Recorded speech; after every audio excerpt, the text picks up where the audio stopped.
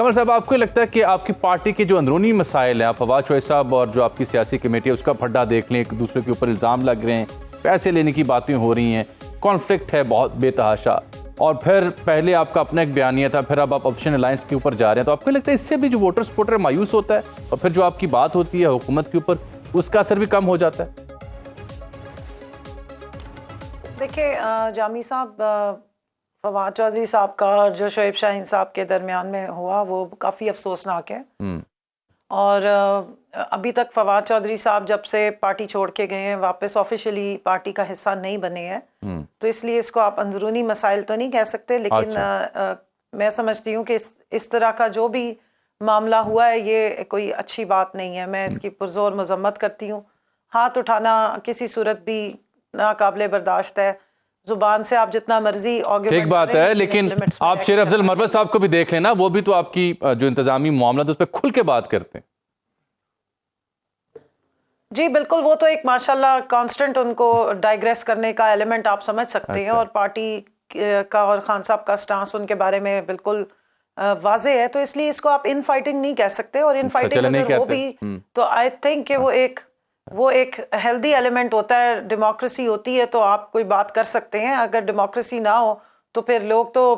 پارٹیوں کے خلاف بات نہیں کر سکتے۔ اور دوسری بات یہ ہے کہ آپ دیکھیں نا، ہمارے بڑے سینئر تھے جاوید لطیف صاحب، وہ آ کے بیان دیتے ہیں، آپ روہیل اصغر صاحب کی پرانے ان کے بڑے سینئر تھے، وہ بات کرتے ہیں، رانا ثناء اللہ صاحب آ کے بات کرتے ہیں، تو اس کے بعد دانیال عزیز صاحب تھے، وہ بات کرتے ہیں، تو کانفلکٹ تو ہر پارٹی میں ہوتے ہیں، اور ایسی پارٹیز میں جہاں ڈکٹیٹرشپ ہو، جہاں پہ پوری فیملی مسلط ہو، اگر وہاں پر بھی لوگ آواز اٹھا لیتے ہیں اور کسی لاجک پہ بات کرتے ہیں تو اس کو میرا خیال ہے کہ اس کو وہ ایکسیپٹنس اس کی ہونی چاہیے۔ اور دوسری بات یہ ہے کہ جہاں تک آپ نے الائنسز کی بات کی، دیکھیں یہ الائنسز اگر بن رہے ہیں تو یہ عوام کی بھلائی کے لیے بن رہے ہیں، عوام کی ترجمانی کے لیے بن رہے ہیں، جو بھی اپوزیشن کی پارٹیوں کو دیوار سے چن دیا جائے، ڈیموکریسی کو کی بساط لپیٹ دی جائے، آپ رول آف لا کا بیڑا غرق کر دیں، عدالتوں سے آپ کو انصاف کی امید ختم ہو جائے، آپ نے آئین کو جو ہے وہ اٹھا کے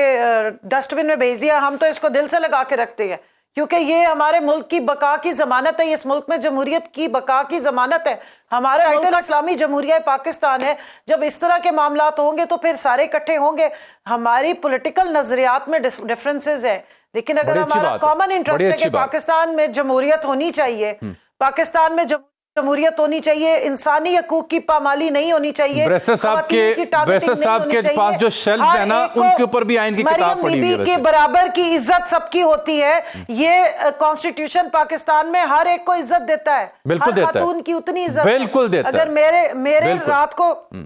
رات کو میرے سر پہ ڈنڈے مارے جائیں یا میرے پارٹی کی خواتین کو گھسیٹا جائے، جھوٹے کیسز میں ہمیں ذلیل و خوار کیا جائے، تو یہ ملک جو ہے یہ اس کانسٹیٹیوشن اور لا الہ پہ بنا ہے، تو وہ برابری کی اور آپ کی جو آئینی حقوق ہے اس کی گارنٹی دیتا ہے۔ اور پارلیمان میں اگر یہ سارا کچھ ہو، آپ مجھے بتائیں اجمل جامی صاحب، اگر پارلیمان سے ایم این ایز کو اٹھا لیا جائے، ابڈکشن ہو جائے، ہر امینڈمنٹ کے پاس ہونے سے پہلے وائلنس ہو، کبھی سینیٹرز کو اٹھا لیا جائے یا منڈی لگا لی جائے، پھر کون سی جمہوریت رہ جاتی ہے؟ پھر کون سی جمہوریت رہ جاتی ہے؟ بریسٹر صاحب آپ کے پاس بھی دیکھ رہا ہوں کہ یہی آئین پاکستان ہے، تو پھر کیوں عمل نہیں ہوتا؟ یہی آئین پاکستان ہے، اور یہ انتہائی مقدم ہے ہمارے بحیثیت پاکستانی شہری ہونے کے ناطے اور ایک محب وطن پاکستانی ہونے کے ناطے یہ آئین سب کے لیے جو ہے بڑی جو ہے بڑا مقدم ہے، اور یہی ایک گائیڈنگ جو پرنسپلز ہیں اس آئین کے اندر، انہی کے تھرو ہی ہمیں جو اپنی پولیٹیکل لائف یا اپنی سوشل لائف کو جس طرح ہم چلاتے ہیں، تو بالکل اوبیسلی ڈینائی نہیں کیا، لیکن ایک بات ضرور ہے، میں اپنی بہن سے بالکل اس حد تک تو اتفاق کرتا ہوں کہ خواتین کی عزت across the board, not just one party لیکن تمام پارٹیز میں،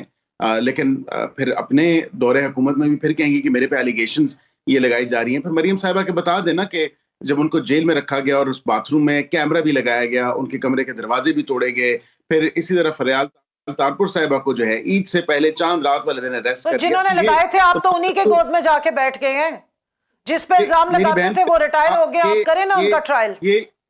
دیکھیں نا، یہ خواہش تو آپ یہ جن کو وہ لے کے آئے تھے، جو لیڈر ہیں وہ تو کسی پہ الزام لگاتی تھی، उस वक्त के चीफ ऑफ आर्मी स्टाफ को मोरद इल्जाम ठहराती थी, वो रिटायर हो गए, आप करें उनका ट्रायल।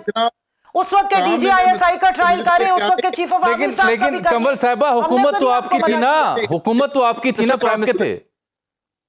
जी। मैं कह रहा हूं कि कमल साहिबा ये प्राइम जिस पे मिनिस्टर तो इल्जाम आपके थे ना, लगाती थी, उनको PTI करें के, ना। इमरान खान साहब वज़ीर आज़म थी थे ना, मुझे बताएं,